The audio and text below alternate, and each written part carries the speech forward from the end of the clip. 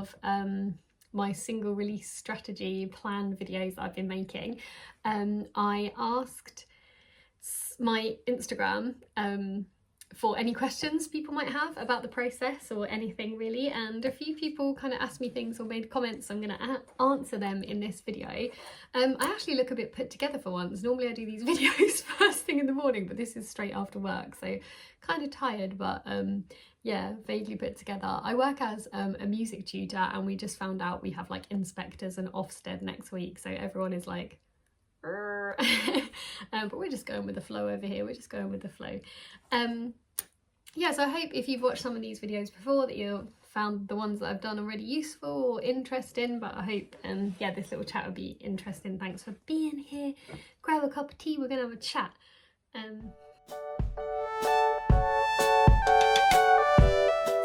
Okay, so my first kind of question comes from Moths and Giraffes, and they say, what's the biggest thing that's changed about you since releasing your last music?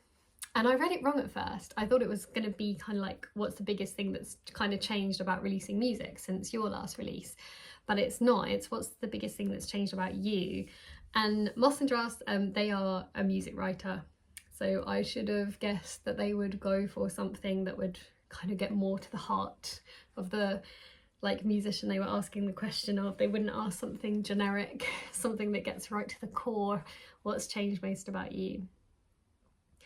I feel like someone external who knows me would probably be able to answer that question better. It has been a while, so it was 2020 that I released music last. I've been through some stuff, some really good stuff, but it would be false to suggest that like the last 4 years haven't been like profoundly difficult and life-changing. So I know that I will have changed, and I will have just grown as I've got older. I don't know if I've got any wiser. I have always felt like a very deep gratitude to be playing music. I always had a thing when I was on stage, because I get quite nervous, where I used to think, imagine this is your last show. Like, really enjoy it. So I've always had that. The fact that I didn't think I would be around or physically able to like play my guitar again or like write in that way, I really hope that the songs that I release, these songs that you hear, I hope they will be full of joy and things, but there is definitely something achingly sad and beautiful, but also, as I say, I hope joyful and wonderful about the songs that somebody starts to write in their darkest moments, when they honestly think that they've lost the lot, like the whole lot. So I think hopefully that will kind of be there, making the songs more beautiful than they ever were before. But I don't know if much has really changed about the core of me. I'm still an absolute goofball. I honestly, it would have to be somebody who doesn't. Do you know what, actually, I do think I'm getting more like rebellious. Like, I've done something recently that I can't even tell anyone. It's so rebellious. So yeah, I think I'm becoming more of a rebel.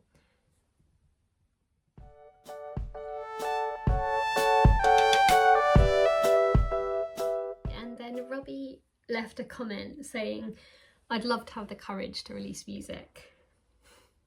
I would love you to have the courage too. I think it can be a bit of a scary thing, because it can feel very like exposing and like emotionally, because you've written it and it's come from like, I write about things that I would never talk to anyone about, and also you get like misunderstood as well. Like, I write maybe in a lot of metaphors, or like I use a lot of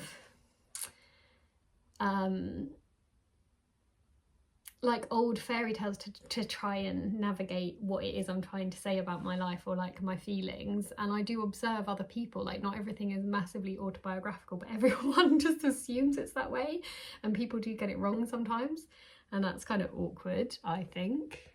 I wish I had the courage too. I'm thinking of what is that quote? All you need is 20 seconds of insane... I'm going to look it up, hang on.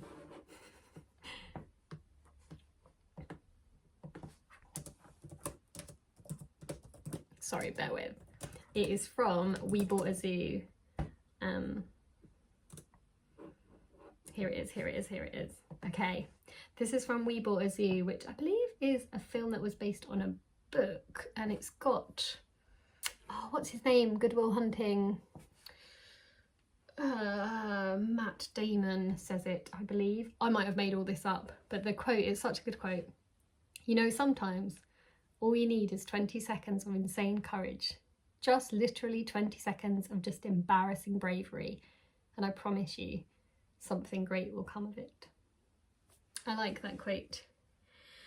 And I think obviously you spend a lot of time planning music, but it's 20 seconds. It's literally like, sometimes, like, I actually did a reel today, and I don't normally have like lots of photos of me, because my dad is this incredible artist, so when I'm releasing music, my dad does all like the artwork for me. But for this song that I'm releasing, I've actually it's pretty much all me that is the promo material, and I've kind of like got into this character. Don't know if you're watching this, if you've seen it, and she's got like quite a little dress on, like fishnet tights, and I was like, oh, I don't really want to put this on the internet. But obviously making the choice to like make those photos and all that stuff, that took like planning, but all I needed was like not even 20 seconds. I just had to press the button and it was up, and then it's gone. But yeah, I think that's true, isn't it? All you need is 20 seconds of insane courage, 20 seconds of embarrassing bravery, and I promise you something great will come of it.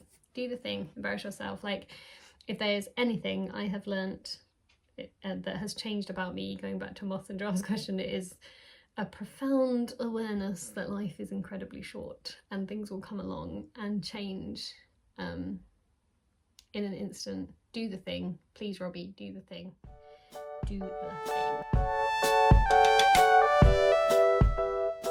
Okay, so then Stylist Boy, who is a musician, you should check out. He didn't ask a question, he just left a comment under my question box, and he said, it's a minefield. Talking about like releasing a single, and you know, he's right. It's really hard to get your head around what you're meant to be doing and when and how the algorithms work or what have you. But I guess from my point of view, like, it's not a minefield. Like, we're not making parachutes. I think that's what's so incredibly wonderful about being in love with music, is I'm like obsessed with music. I take it very seriously, and I do get like knocked back. Like, I've been knocked back for a couple of like reviews and stuff, and just like I've sent the song out to a few places and I haven't really had any emails back or what have you, and like I do get like knocked, but at the same time, like, it's not the same as crossing a minefield. Like, it's not a big deal. I'm proud of the thing I made. It's beautiful. I want it to have wings. I want it to go somewhere, but if it all blows up in my face, it's not quite the same as something actually blowing up in your face. I just really enjoy it, and I quite enjoy this stuff. I know I don't do it very professionally, but I quite enjoy like making these videos, making reels to put up, emailing people to like connect over my music. I quite enjoy it, and then if I get knockbacks, I don't like it, but I am also like, right, I'm going to show you.